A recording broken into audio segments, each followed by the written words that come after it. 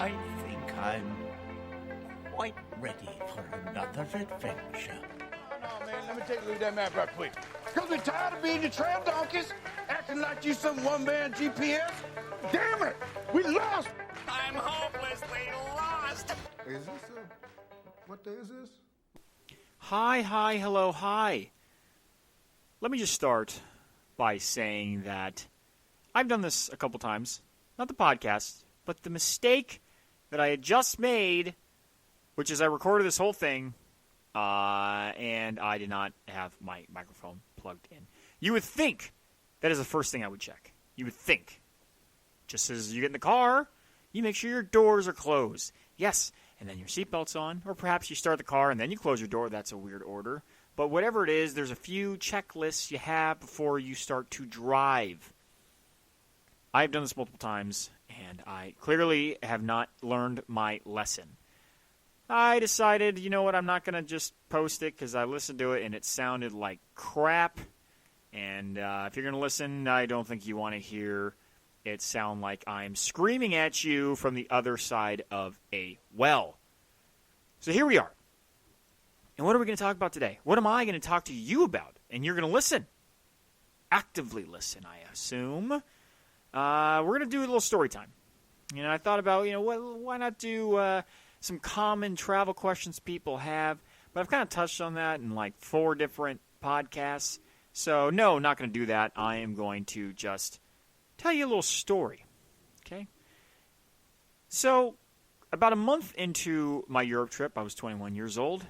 Again, I was with my good friend Matt, who I've mentioned many times in my podcast, and Michael Madden. Why you need to know his full name again, I don't know, but I like his name. Eminem, baby. So, a month in, at this point, it's just Matt and me. Okay? We're moving our way along Europe, and at this point we're in Prague. It's July 3rd, I believe. And it's time to go. Why is it time to go? Because we're over Prague. We're done with it. We wanted to move on. We were very excited about Munich. Yes, Munich. What an interesting city. The history of it. We wanted to go. And as I had mentioned before, we're not on any time restrictions. There was no timetable for when we had to be one place or another. We left when we wanted to leave, and we stayed if we wanted to stay. And it was time to go. So as with all of our trips, what do? We're staying in hostels, which is the only way that we could communicate with outside world is through the computers at a hostel because they had internet and we had cell phones with no internet. Never do that again. So we had to book our bus tickets. And also, as I had mentioned before, we always booked our buses and our trains, any form of communication or travel, we would do overnight trips to avoid an extra night staying somewhere. No point to pay to sleep at a place just to wake up, to then pay to drive to a place, to then pay to sleep at said place. So we essentially allowed our means of travel to be also our means of housing. So that's what we did. I was entrusted to book the bus. Not many options. There was one bus. It left at a particular time and arrived at midnight in Munich. It was the only option. It was the only bus.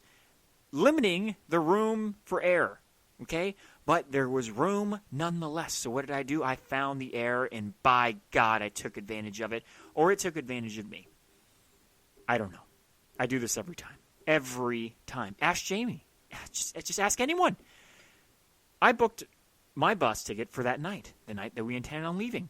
Matt, handing me his card, allowed me to book his bus ticket, which I then booked for the next evening. I did not tell Matt that this is my fault. Perhaps out of fear of retribution, I even blamed Matt for the fault. Yes. Some things I learned growing up, mistakes, horrible actions that I had done, there is almost just like a prison sentence for a crime. Steal something, get a few months. Certain things that you do as a child, you do not tell your parents. Some of them you can wait a month, and then you could tell them, and without fear of, getting in trouble. Too much time has passed. But there are some things Not unforgivable, but close to, perhaps years. Perhaps you need to wait a decade, perhaps, before mentioning it, to where the damage of it, or, it'll be lessened. They can't get that mad. It was 5 years ago. What could they possibly say? Well, it took me about 8 years to finally admit to Matt that was completely my fault. Utterly and completely my fault. So, honestly, it wasn't that big of a deal. Perhaps karma. I don't really believe in karma, but perhaps, I got to pay for what I did. Matt stayed in Prague. What did he do? He got a hotel room. Maybe more of a motel after he described it. Sound like, clearly there's no restrictions on smoking in hotel rooms. Matt does like to smoke, so I'm not sure if that was much of a problem for him. But, smoking in a hotel room with no windows will make for a very interesting color on the walls, an interesting smell on everything. And so that's what he did. It was already late-ish when we had when I had booked the bus tickets. So he went to his room, and he slept in a bed. He watched Braveheart with subtitles in Czech, and that was his evening. Not horrible, No one paid an extra amount. He was going to wait a day. I sure as hell was not going to cancel my bus ticket to go with him. We were going to have to separate.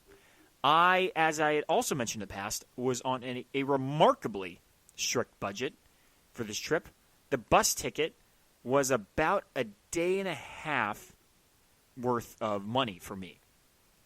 So I was not about to cancel that. Option was not there. It was not there. I needed to take the bus and go to Munich and hope to God to find our hostel. Now, it was summer in Europe. And you know what that means? Busy. Very busy. So Matt did the booking of the hostel. I'm sure much more successfully than I booked the bus tickets. But for some reason, as I begin to board the bus, which is, by the way, when we found out that I had booked him the wrong day, not in the moment, but while we're in line. And the busman tells, whatever you call the busman, I think that works, tells Matt that his is for the next day. Oops! So in that moment, Matt does not remember the name of the hostel. There is no time to check it. I need to get on, and he needs to leave. So I board the bus. No means of checking where I'm supposed to go. And, by the way, it was the only hostel in all of Munich that had any space available. I didn't want to think about it. What was the point? I had a long bus ride to go, and I would deal with it when I got there. So we separate. Me, in the moment, looking shocked at awe. How could this possibly have happened? This mistake with the tickets, clearly. An error in the system, my God. I sold it very well. Hence the years of not understanding that it was my fault. Anyway, so he's separate. He goes back to his place, or to his hotel that he eventually finds, and enjoys a relaxing evening. I board the bus. And as I take the bus, I write in my journal, one of the many times, or at least the most opportunistic times to fill out a journal, is when I was on these incredibly long bus rides. Hours, so time to think, time to reflect, time to write. I arrive at Munich a little before midnight. Good pace by the bus driver, or perhaps dangerous driving, I don't know. Got there 11:22. Expected arrival time, midnight. The bus station is, it looks quite a bit different than the surrounding buildings. Bus stations are never typically at the heart, the center of the most beautiful part of a city, typically a little more on the outskirts. This bus station looked like something from a science fiction movie. Just crazy sharp angles, giant metal archways, very beautiful, very modern, very sleek. Everything around it dark. The only lights, nothing is open, mind you. It's late. I didn't know what to expect. I didn't know if there'd be a tourist booth with an employee there to assist me or something. I don't know. A 24-hour cafe, perhaps. Something. No, nothing. Everything dark. The building's dark. Hell, I don't even remember there being street lights. There were a few lights at the bus station. Now, I'm standing there, and heavy-ass backpack. I'm tired. I'm hungry. And I'm like, what am I going to do? What am I going to do? Just walk around this gigantic city in a hope to find the hostel with a name that I don't know? What am I going to go up to each one? Please, sir, please. Do you know the name Matthew? We have a bed, please. No, I was not going to do that. I was not going to beg for a couch. And I wouldn't even know where I'm going. Hell, I don't even know how far away I am from the central area of Munich to where there would possibly be a little bundle of hostels. So, into the bus station I go, in search of, I don't know what, inspiration, perhaps? Help? Alms for the poor, please? I don't know. But into the bus station I go. And I go up to there's a little gate, the entryway, like as there is in any subway system. And you pay to go in. You get a ticket, you pay. The little baby doors open up, and you walk in. Nay, I will not pay, sir. Hop on over I go. I will not pay your fees. Now, at this point in the trip, I think it had been perhaps 2 weeks, maybe 1 week, to where Matt realized, why in God's name are we paying for these buses and these subways? Now, in London, a little less of a trust system. You do have to put your little ticket in, just like every single subway system, at least we have here in America. And the little baby doors open, the very tiny doors. Yes, and you go in, and they close, and the next person uses their card.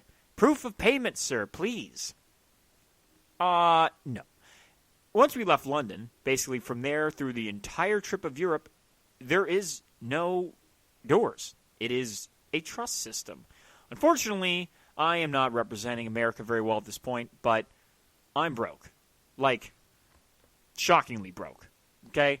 Again, as I had mentioned in the past, I did not take into account the conversion rate of dollars to euros. Don't even get me started on the pound.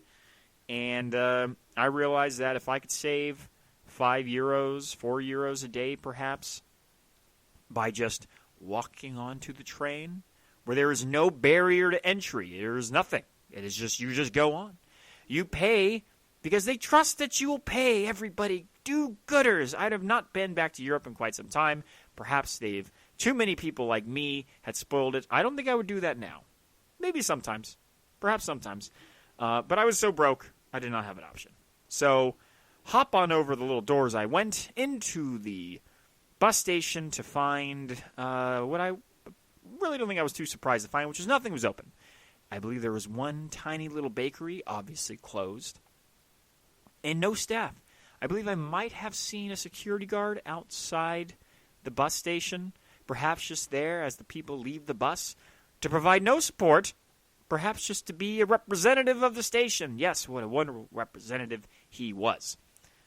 So I go to the bus station, and I just accept at this point, pointless to walk around town. I am tired. This is where I will sleep. The station you could just walk in and around. Okay, besides those little itty-bitty doors, which clearly did not do much to stop me, nor the old man who's also lying in this room. It's a decent-sized room, perhaps 20 feet by 20 feet. It's a very cold bus station. It's a very cold place at this time. It was late. I don't know if it's because we're closer to the Alps. I don't know, but it was cold.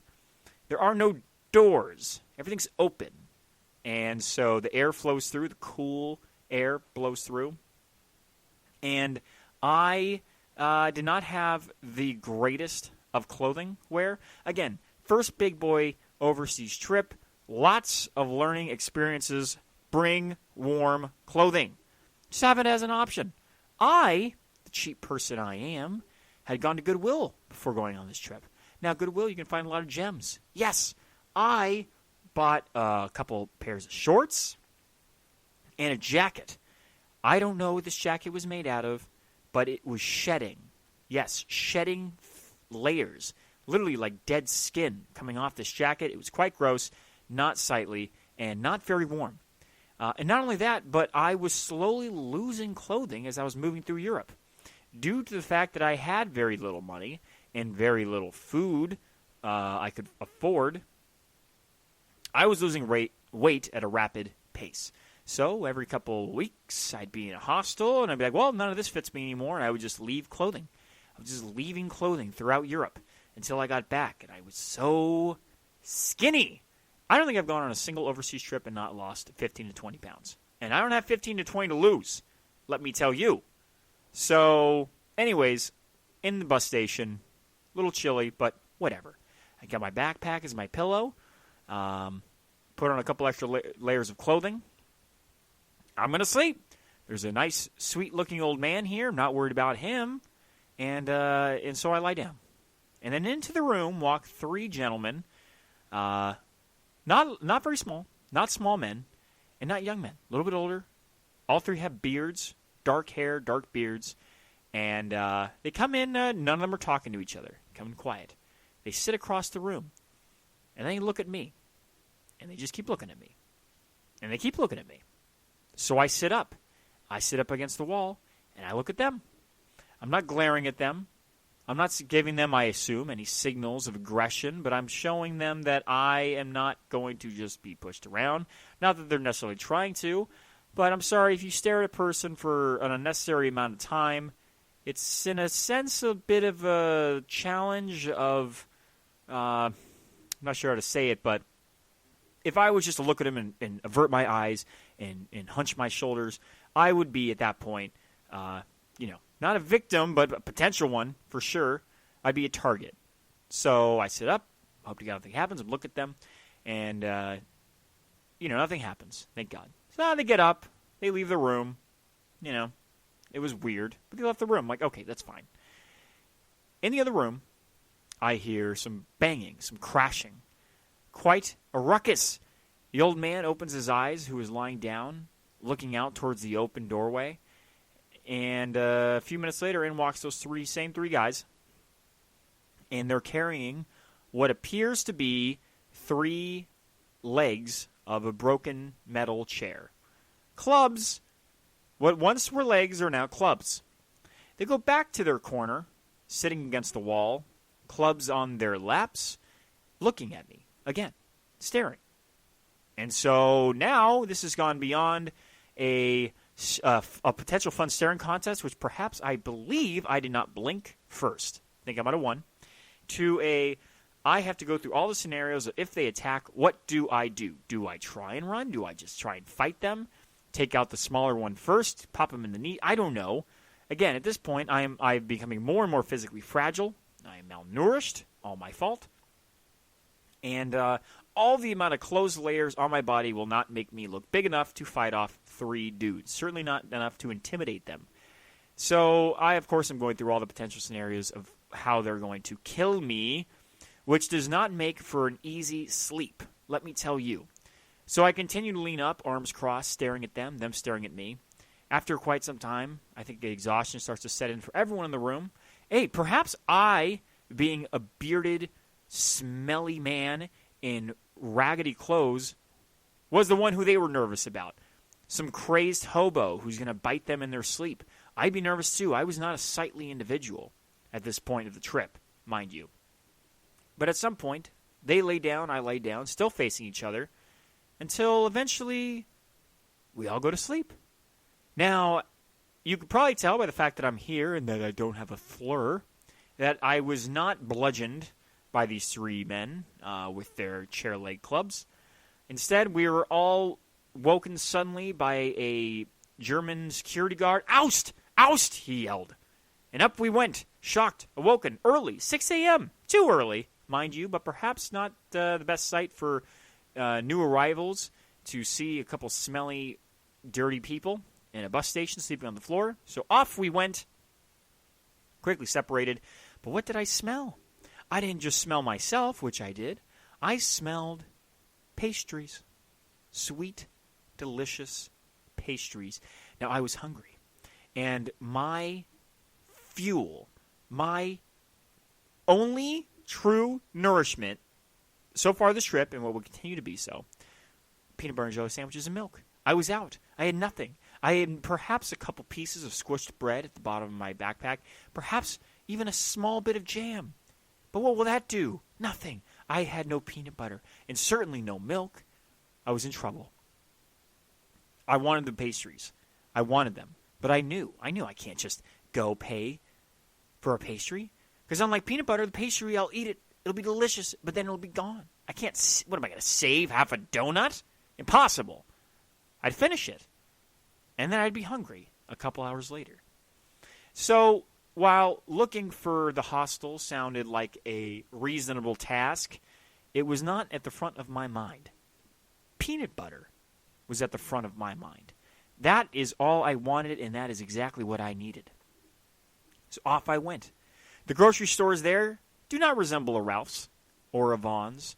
They don't resemble a Sprouts or a Whole Foods or even a Trader Joe's. They're small. They look more like a slightly larger version of a 7-Eleven, but with a cuter name and more, organic foods. So I go into the first grocery store looking for peanut butter. Let me guess. It's going to be in this aisle. There's only 2 aisles. It has to be near the bread and the jams. It's customary. It's mandatory. It's necessary. But I go down the aisle, and I can't find the peanut butter. Now I walk down the other aisle. Wouldn't make sense to be here next to the pasta, but let me look anyways. No, it's not there. Well, let me just take another look down the jam aisle. I must have missed it. Perhaps it's such a small store they have to put the peanut butter behind the jam. No luck. There's not many spaces for this to hide. Okay? So I have never been very good at looking for things. Ask my mother. I am typically the last person to find my Easter basket. If you don't know what I'm talking about, my mother has a lovely tradition where she has 3 Easter baskets. The Easter Bunny hides them in our house, and we have to find the Easter baskets. I have sucked at finding my Easter basket my entire life, and I just assumed, clearly, this inability to find an Easter basket, is transcendent upon all my inabilities to find anything, especially in grocery stores. And so, I look and look and look, and I'm like, clearly, it's just me. It's just me. So I go up to find someone who can speak English, one of the employees at the store, and ask him for where the peanut butter is. And the response was not, I'm sorry, we're out of peanut butter.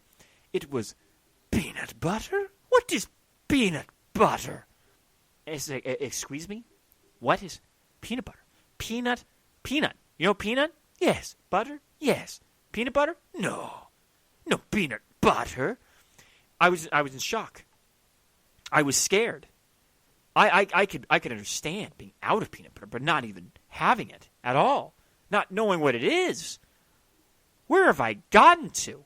The European Union must have some grudge against the peanut farmers to not allow these poor people access to such a treat, such a gem. I couldn't believe it. I couldn't. So out I went, distraught. The world blur. These poor people. I feel it is my duty to inform them of what their mayor or whoever is keeping from them. They're grocers. Bastards.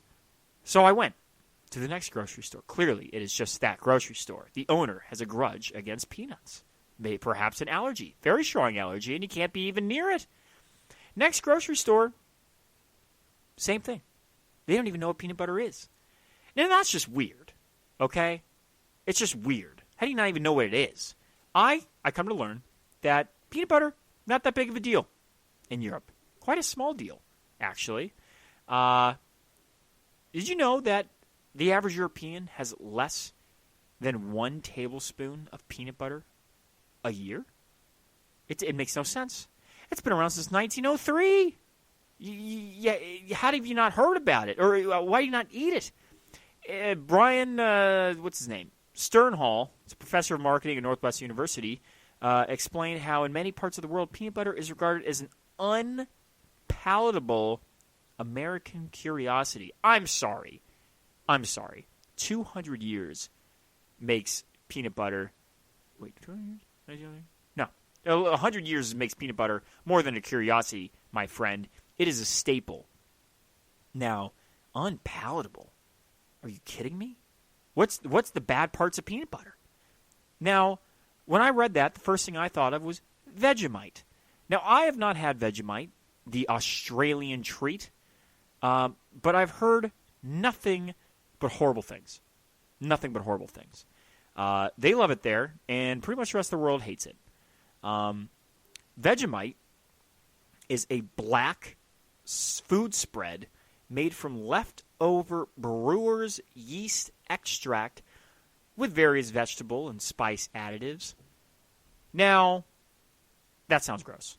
I'm sorry. I would try it. If I was around it and it was offered to me, I would try it. But that sounds horrible. Peanuts, salt, sugar, and fatty oils. That sounds awesome. Okay? That sounds awesome. Now, if mixed together, you don't like it after you try it, I can understand, but it sounds good, right? Sure as hell sounds a lot better than black food spread. Actual definition, black food spread made from brewer's yeast extract. What are you doing? God. So I'm completely at a loss at this point. It's, I don't know what I'm going to do for the rest of this trip. I'm like, is this normal? Is this a Munich thing? Is this a... Now, I did notice that the further south the further I moved from Ireland and London, the peanut butter jars very quickly started to shrink. Now, the peanut butter, I try to avoid peanut butter at this point because, I mean, it's not the healthiest thing in the world. I eat it sometimes, but I also understand that I have an addiction to peanut butter, and if it's in my house, I will eat it constantly. And I don't have small peanut butter and jelly sandwiches, mind you. They are large. They resemble more of a full baby's diaper than the typical, elementary school crustless PB&J, Crustables, Uncrustables. Nothing like that. Okay?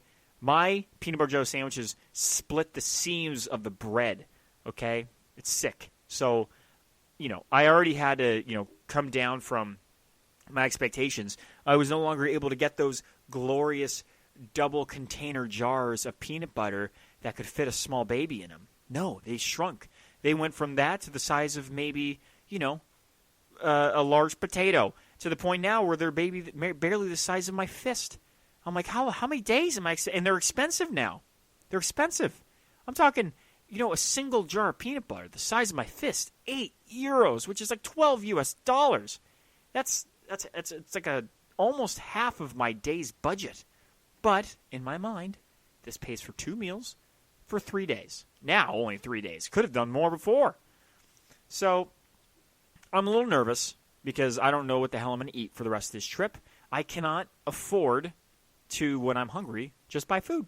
I can't do that. I can't afford it. So, in a stupor, I decide I need to just move on right now. I eventually give in and I go buy a pastry because I'm hungry, and it's cheaper than other things than a real meal. Not cheap. Learn this very quickly. Munich, not cheap place. Okay? I'm a cheap man, and Munich's not a cheap place. The stores that are in this city, very high end. Rolex stores, Dolce & Gabbana stores, Versace, just all the stores are very, very expensive. Everything is very, very expensive. And while not only am I on a budget, but I'm a cheap man. Regardless of the budget, I still don't like to make purchases that I can't justify. I could be dying of thirst in the desert, and I come across a water vendor, ice cold water. But if his prices are unreasonable, what do you want me to do? I just can't justify it. I'll drink my spit, sir. Good day. So off I went. I already had understood that Matt's bus was not going to be in till the same time I was the night before. I had a whole day to spend. Cute town? Not much to see, I felt. Perhaps it's because I was already troubled by the lack of peanut butter in the city, and perhaps was holding a grudge. I don't know. But I walked around the town. I went to a small church, very unassuming from the outside. First off, all the little roads in the town didn't have cars. They were little pathways that felt like they were just walking lanes. The buildings, the sidewalks from one store to the next were perhaps 8 feet apart, very close. You could almost just, toss goods back and forth from one door to the next easily. One church I went into, very unassuming, save for perhaps a couple, what are they called? Gargoyles on the front, very small. Go inside, and it's a all iron steel church. The pillars, the organ, everything black steel etched with gold. It was beautiful. I actually spent quite some time there. A little self-reflection.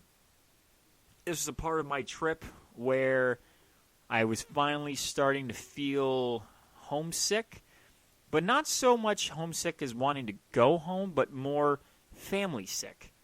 This is the first time I had not been with Matt or Mike.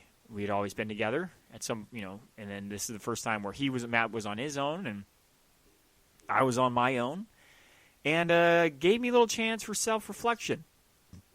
Going back in my journal, I noticed that I clearly was having a little self-realization.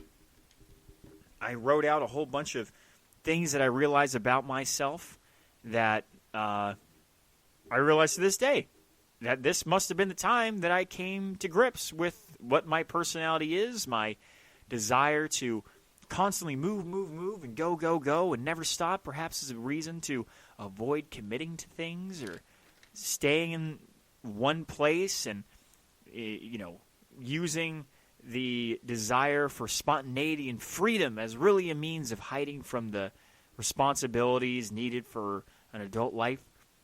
And it was interesting to read that again. But also thought about a lot about my family, how much I loved my parents and my brother, So that carried on, obviously, and that narrative throughout my entire journal of loving my parents. I basically, every single city I went to in all of Europe, every city, I'd grab postcards, write one to my father, my mother, my brother, and then, to friends and stuff like that. But, every city, each one of those three definitely got a postcard. So it was nice. It was actually nice to read that. I'm like, I guess this is the day. July 4th was actually that day. Obviously, Munich void of any sort of American freedom celebrations. Not surprising. But it was kind of weird to spend a July 4th in another country. But that was apparently the day where I kind of got a little introspective and then realized how much I love my family. And that has carried on to this day. Anyways, enough with that. Hoo, ha, ha. And I was waiting till that evening. I eventually went over to the bus station, and Matt arrived. I'm sure we embraced, perhaps me a little more enthusiastically than Matt, and we made our way to the hostel. Don't remember how we found it. I'm sure Matt at this point knew the name of it, and we slept. Slept beautifully. I even wrote in my journal, most comfortable bed I've ever slept in. Is it true? Probably not, but when you spend the previous night on a hard tile floor of a cold bus station while thinking you're going to be physically beaten to death by a couple of strangers, a soft mattress in your own, well, it wasn't our own room, but a comfortable room, feel like heaven. Let me tell you. So the next day, Matt and I, we just go wandering around town. I wasn't particularly too excited just because the fact that, I'd already kind of walked around the whole town. I didn't really see much other than a whole bunch of stuff I couldn't buy. We did go to the one main square of the town. Those little streets I talked about, the walking streets, that were lined very tightly with very artistic designed buildings. And they were very unique. It wasn't like, liquor store, candy store. It was like old ancient church next to a guy who literally chisels statues. You just look right inside, and there are, statues of, marble statues that the guy's working on now and has worked on. It was almost like an artisan's row. It was quite beautiful. And as we were making our way down to the main square, we knew that there was going to be a free tour, or at least we thought there was going to be a free tour of Munich. The ones that I had mentioned that you should always go on, and I will always try to go on. Information will always be at your hostels. We were walking at our own free will towards this main square. But as we get closer, the alleyways become more and more packed with people. We are no longer moving towards the main square at our own desire. We are being herded. There is no option to turn around. We are shoulder to shoulder, chest to back with the people around us. Our feet moving at the pace of everyone else, and more cattle being sent to our slaughter than willing tourists going to see a sight. But it was not to our slaughter. We were not going to be turned into meat patties and sent off to Burger King or whatever your least favorite fast food joint is. That's mine. Instead, it was a financial slaughter. markets, lots of markets, expensive markets, clothing, yes, everything. And while I have a strong willpower, and a strong willpower tied with having no money, I was like, your tricks will not work on me, sir. You cannot fool me. I can't afford your things, nor am I willing. Yet, after some time, I feel myself weaken. I no longer have the desire to not spend money. I'm like, oh, that looks kind of cool. Maybe I'll get that. Oh, that looks good. I get 2 of those. That's a good deal. These are good prices. I felt like I was at Kohl's. Kohl's, by the way, is a lie. Everything about Kohl's is a lie. Nothing there is a good deal. If you ever walk around Kohl's, every item there has the little digital price counter above it, and it'll be like, yeah, you get this pair of jeans here for $29.99, previously $89.99. Yes, that is 72% off. And I'm like, no way in hell has anyone ever paid $82 for that. You can't just say something is $100, price it at $15, and say it's 85% off. You can't just do that. You ain't fooling me, Kohl's. Anyways, I feel like that's what Munich was. There wasn't the whole this is what it was, this is what it is. But I just was like, these are good deals. I have to buy something. Look at this. I got a German Stein for my dad. I caved in. I could not do it. It was perhaps it was a mixture between all the things to buy and the new sentiments I was having for my parents, my love for my parents, and wanting to make them happy. I need to buy them gifts. So I did. I spent 2.5 days worth of my budget. Housing, food, travel. Boom, gone on a German Stein. Oh, brilliant purchase it was. Brilliant. Yes, he'll love this. Yes. Ooh, something for my brother. Perhaps. Yes, a lighter. Maybe. I was careless. Spend, la, la, la. Head in the clouds. Take my money. Please, God, take my money. So that's what I did. Oh, and by the way, something magical happened. Yes. Just as if, you say men don't cry. There's no crying in baseball or, any reason. Judge me as you will. But when a man seeks out something with great desire and obsession, and he finally finds that thing, he deserves to shed a tear. He's earned the tear. And when I walked into the third grocery store, absent of even thinking of milk or of peanut butter, I wanted milk. But I saw peanut butter. I wanted to weep. Laughter, crazed laughter mixed with tears. It was glorious. I could eat. I could eat that day. I could eat that week. Peanut butter. That blessed man who owned that grocery store, who must have, built some underground tunnels from his store into perhaps all the way to London to get peanut butter from them. He did it.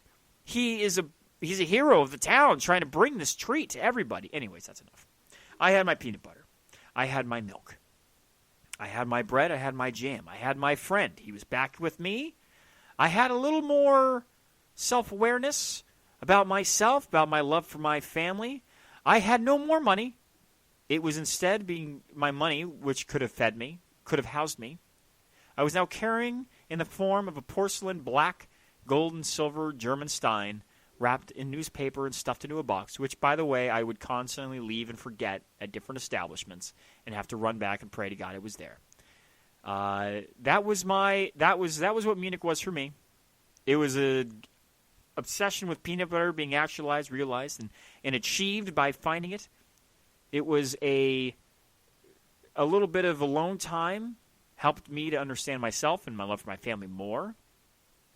And it was giving into the marketing power of the people of Munich, of the stores of Munich, of finally letting loose and buying the things and being broke for a few days. But you know what? It was worth it. So I hope that you are willing to nothing. Do whatever you want. I just want to tell you a story. I hope you enjoyed my story.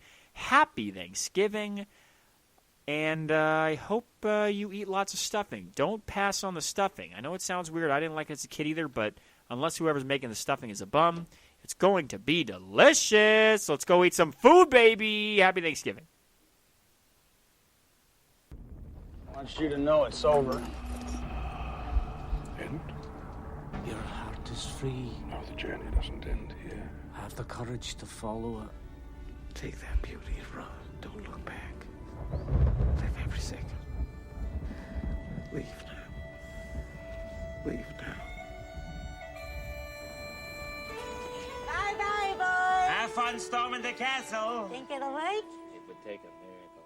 Bye-bye.